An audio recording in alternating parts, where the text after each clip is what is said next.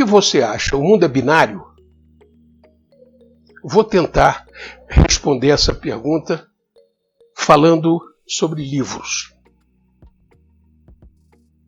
Uma das minhas paixões. A outra chama-se Flora. Mas livro também é a minha paixão. Então, vai sumir o livro físico? Só vai existir o livro digital? Essa é uma pergunta que tem por aí e que se faz muito charme em cima disso, mas a minha opinião pessoal é de que o mundo não é binário. Ou seja, não é só digital ou analógico. Os dois se completam. Ou seja, um é o contrário do outro. E os dois formam o quê? Formam essa realidade que a gente tem. Mas em relação a livro, eu vou vou seguir uma linha de um raciocínio que eu vi de uma palestra do Edgar Morin, que ele diz o seguinte: a vida, parte da nossa vida é prosa, é trabalho.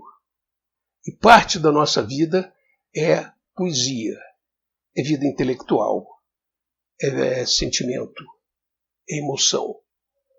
Bom, no meu caso particular, se vocês olharem aqueles livros que estão ali atrás, a grande maioria são livros técnicos. Por quê? Porque para a parte da prosa da minha vida, os meus livros são todos eles físicos. Por quê? Porque a par da paixão de você sentir o cheiro de um livro, de você folhear o livro, de você entrar numa biblioteca, eu sou rato de biblioteca, e ficar passeando entre as prateleiras, olhando, olha esse livro aqui, pega, folheia, olha aqui, tem o livro do Oshii sobre matemática financeira, esse cara tem um capítulo bom sobre capitalização contínua, que legal. Para poder anotar, poder preparar minhas aulas, o meu livro é físico. Já a parte poética da minha vida, aí a gente tem uma dupla, você tem uma encruzilhada. E essa encruzilhada é muito engraçada, porque eu tenho, dentro das minhas manias ou das minhas loucuras, vamos dizer assim, eu gosto para final de noite, quando eu chego 10h30 da noite, depois de uma aula, com a cabeça a 1000 por hora, precisando desacelerar, meus livrinhos do Michael Sullivan, meus livrinhos de mistérios, de crimes, malícia in malmo, coisas desse tipo, é uma delícia. Porque você sai fora daquelas elucubrações, você está lá, fulano porque matou Beltrano e tinha um pedacinho de cabelo que dizia isso, que foi para onde, que não sei o quê, tomou uma porretada na cabeça, foi salvo. Isso aqui me distrai brutalmente.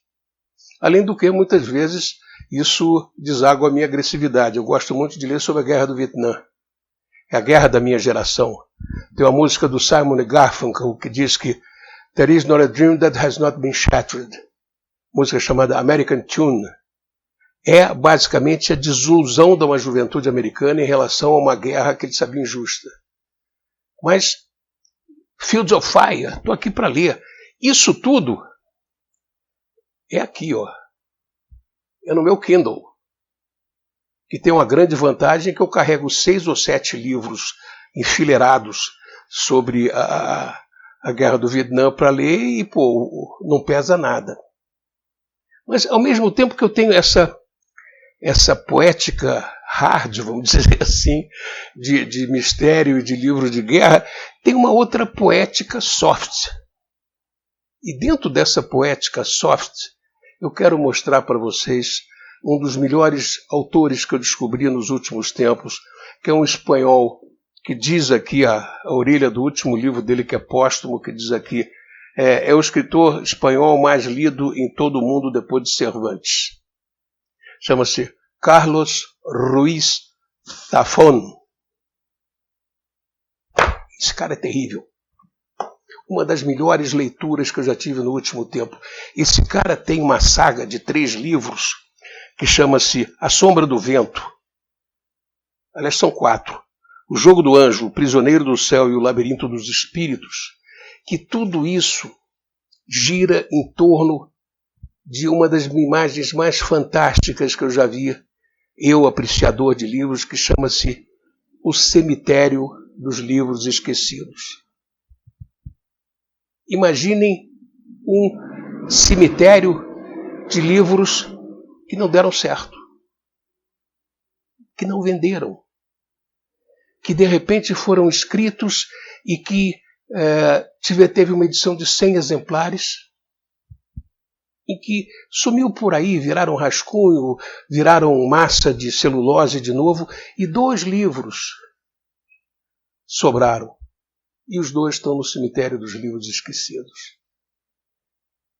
Fantástico. E essa nossa conversa sobre livros, que é uma conversa pequena, mas é uma conversa em que eu falo da minha paixão por livro. E é uma paixão assim, ampla, geral e restrita. Há livros técnicos que me permitem raciocinar em termos de finanças, em termos de planejamento estratégico, em termos um pouco de economia, a ponto de eu conseguir conversar com os meus alunos e gerar algum valor nas minhas aulas, ao mesmo tempo que eu consigo lidar com a poesia da minha vida, através de leituras, sejam elas leituras hard, que lidam com o meu lado agressivo, e com leituras soft, como o do Zafón, e desse autor que eu vou recuperar e vou contar um dia para vocês, que escreveu esse livro sobre esse conde exilado dentro do hotel na Rússia, que são coisas que tocam a sensibilidade. E tem algumas passagens, vou ver se eu acho uma delas aqui, logo no iniciozinho desse livro aqui, quando ele fala de uma existência cheia de ausências. Uma existência cheia de ausências. E uma outra cena que ele lida com imagens de uma forma fantástica, era uma governanta carola de uma menina que ia se confessar toda quarta-feira na Catedral de Barcelona. E ele está aqui conversando e namorando a menina aqui, namorando assim, namorico, singelo, pegar na mão, essas coisas. E de repente a governanta sai de dentro do confessionário e, segundo o Zafón, com uma cara de perdoada, pronta para reincidir. Putz, essa frase é fantástica. Você sair do confessionário perdoado e pronto para reincidir. Fantástico. Fica essa recomendação final, já morreu. Eu acabei de ler esse livro póstumo dele, que chama-se A Cidade do Vapor, que são contos póstumos dele, e que ele explica as origens do cemitério dos livros esquecidos. Essa é para o lado poético, tanto do trabalhador do conhecimento como do trabalhador da sabedoria. Não seja um idiot savant, um idiota sábio.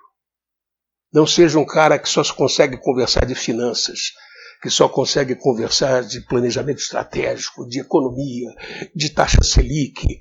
Não. Abre tua cabeça. Porque essa abertura da tua cabeça vai permitir que você consiga ter uma coisa chamada boa vontade em relação à mudança. E aceitar a mudança como uma coisa absolutamente natural e não necessariamente uma ameaça para você. Conversa curta, viajando um pouco na maionese, mas, por favor, cuidado para não ser um idiot savant.